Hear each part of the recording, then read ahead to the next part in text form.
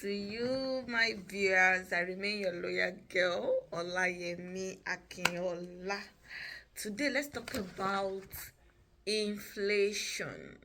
Inflation is a silent killer.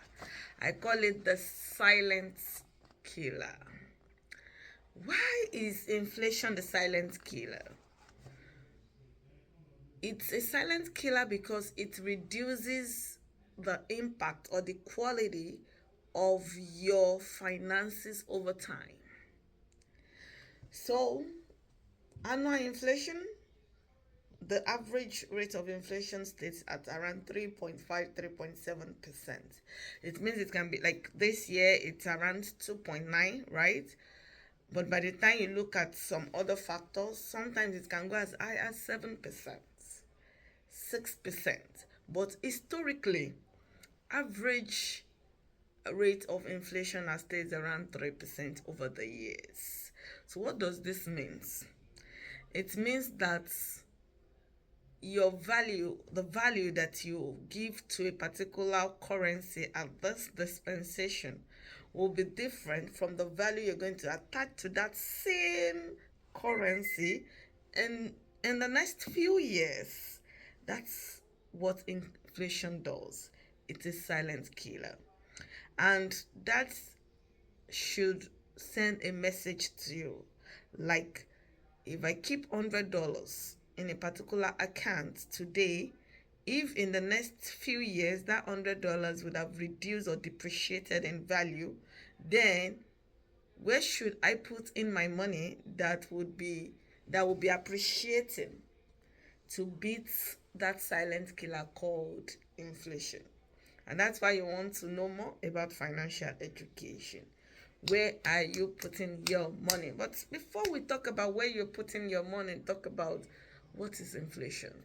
How is it a silent killer? Average cost of living in the 1970s is quite different from cost of living in the 90s, and it's different from the cost of living in the millennial era. So let's just use a live example of home. People buy home, right? So the new home in the 70s cost just $23,000. And gradually into the 90s, new home now cost about $123,000.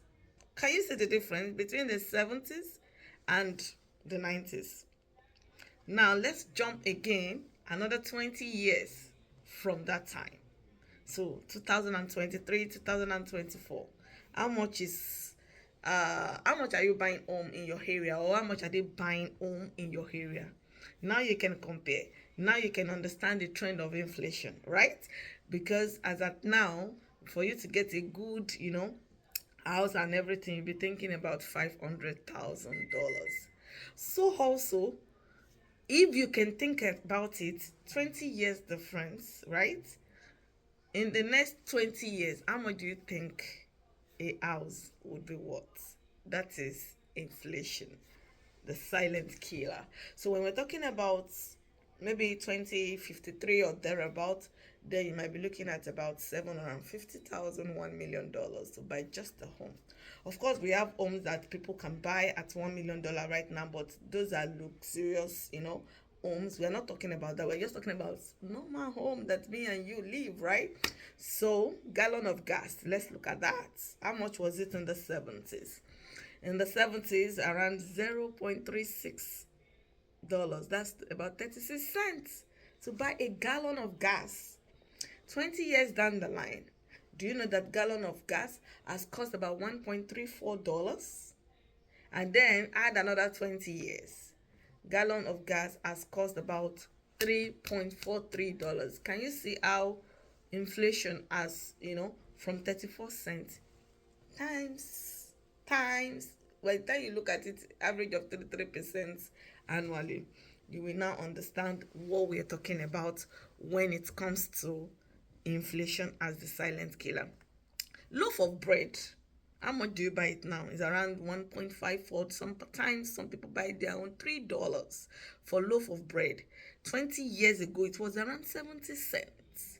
40 years ago, it was just around 20 cents. So that is why you need financial education to build your life, to build your finances, and to know where you put your money. Because if you are thinking or you want to retire and you want to keep your money in just a savings account or in just normal accounts, then you are fooling yourself. You are not doing good to your finances. You want to look at what vehicle is safe for you, that can beat inflation, that can also be tax advantage. Those are the things you want to check when you are talking about, you know, investment, or you're talking about future plans for your finances. Also, of course, you say right, but income also increases. Fine, yeah, that's true. Because 40 years ago, wages are around just $9,000, right? 20 years down the line, it has gone to around 28,000. Right now, people are proud of saying they earn about $60,000 to $70,000 annually on the average, right? So also, that's why inflation is a factor. As those things increases, they will also put in some things for you to, cushion the effect of inflation. But if you are not careful, you are not financially educated, and you are putting your money inside a vehicle that is not going to override inflation, then you're gonna shoot yourself pam pam in the leg. So inflation is a silent killer. You want to kill it before it kills you. 20 years down the line, what's the cost of house going to be? 20 years down the line, what's cost of living going to be? These are the questions you want to ask yourself, and this will now inform you to know where you put in your money. To say, hey, please, how many percentage does this yield? Then comparing it to our last discussion about compound interest. Is it yielding compound interest for me, or is it yielding simple interest for me? These are the things you want to know, so that you can put your finances in places, and then you are ahead of the game, and then you know how everything works.